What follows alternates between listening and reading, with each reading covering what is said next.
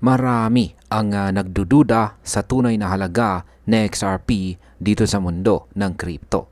May mga nagsasabi na wala raw gumagamit sa kanya. Pero kamakailan lamang ay may isang matinding sagot na ibinigay ang isang kilalang crypto researcher na si Smoke laban sa ganitong mga akusasyon. Ang tanong ngayon, ginagamit nga ba talaga si XRP ng mga malalaking bangko gaya ni na American Express, Bank of America at Santander? Kaya sa video na ito ay pag-uusapan po natin ang mga matitibay na ebidensya na nagpapatunay ng institutional adoption ni XRP. Papatunayan natin kung totoo nga ba na hindi ginagamit sa XRP o isa lang itong maling kuro-kuro ng ilan. Kaya yan, bago po tayo magpatuloy ay pakibasa na lamang po muna ang disclaimer dito po sa ibaba ng ating screen. Yan, simulan po natin sa kung sino ang naglabas ng ebidensya laban sa maling paratang kay XRP. Nagsimula ang lahat ng maglabas po ng kontrobersyal na pahayag ang isang investor na si Ginoong Fred Krueger. Ayon sa kanya, wala raw ni isang totoong tao na gumagamit kay XRP. Mabilis itong sinagot ni Smoke, isang kilalang crypto researcher. Ayon sa kanya ay mali ang pahayag ni Ginoong Krueger.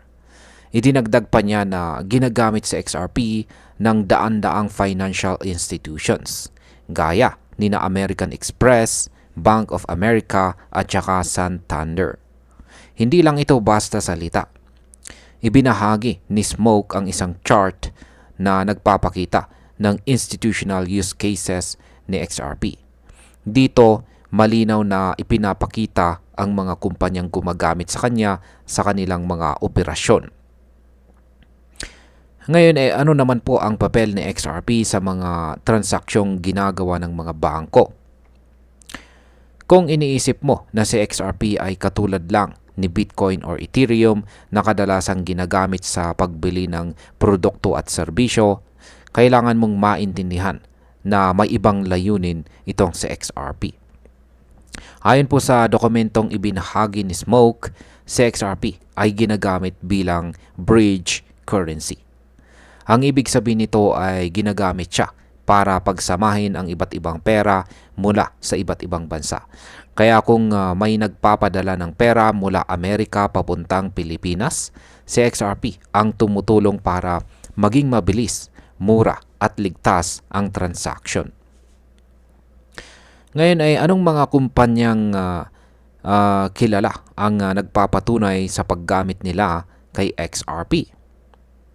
Ayon po sa dokumento na ibinahagi ni Smoke, ilan sa mga kumpanyang gumagamit kay XRP ay sina American Express, Bank of America at saka Santander. Alam naman natin na ang mga bangkong ito ay may matatag. Yan, mayroon po silang matatag na reputasyon sa buong mundo. Hindi lamang yan, may ugnayan din si Ripple sa mga organisasyong tulad ng Bill and Melinda Gates. Yan, Bill and Melinda Gates Foundation. Bukod pa rito ay may pangakong makamit ang carbon net zero status si Ripple pagdating ng taong 2030. Ibig sabihin ay conscious din sila sa epekto ng kanilang technology sa kalikasan. Kaya yan po yung screenshot ng document na ibinahagi rito ni Smoke. Ngayon ay bakit hindi po masyadong nakikita si XRP sa retail transactions? Isa sa mga dahilan kung bakit maraming tao ang nag-aakala na hindi ginagamit sa XRP ay dahil hindi ito pangkaraniwang ginagamit sa pagbili ng produkto sa mga tindahan. Hindi po siya tulad ni Bitcoin na pwede mong ipambayad sa ilang online merchants. Ang layunin po ng XRP ay nasa likod ng mga transactions. Siya ang nagtutulay sa pagitan ng dalawang sistema para makapagpadala ng pera.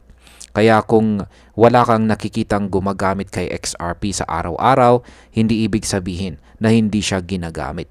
Kasi ang tunay na gamit niya ay nasa likod ng eksena sa mga malalaking institution na nangangailangan ng mabilis at saka murang cross-border payments. Ano naman po ang kahalagahan ng sagot ni Smoke laban sa pahayag ni Ginoong Fred Krueger? Malaki ang epekto ng sagot ni Smoke. Hindi lang niya pinabuluanan ang maling impormasyon, kundi nagbigay pa siya ng konkretong ebidensya. Ang ganitong klaseng pagpapaliwanag ay mahalaga po sa mundo ng kripto.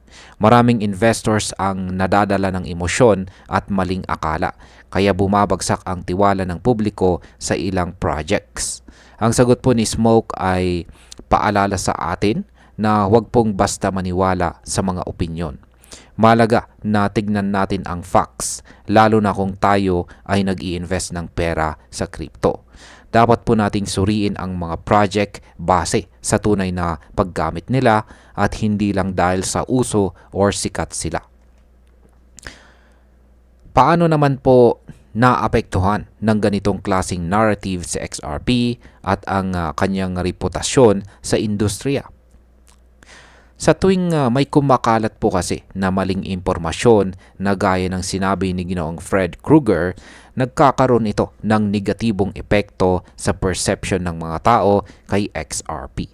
Kahit pa may matitibay na ebidensya ng paggamit sa kanya ng mga malalaking kumpanya, kung paulit-ulit na sinasabi ng ilan na walang gumagamit, nagkakaroon ito ng epekto sa market at sa tiwala ng mga bagong investors.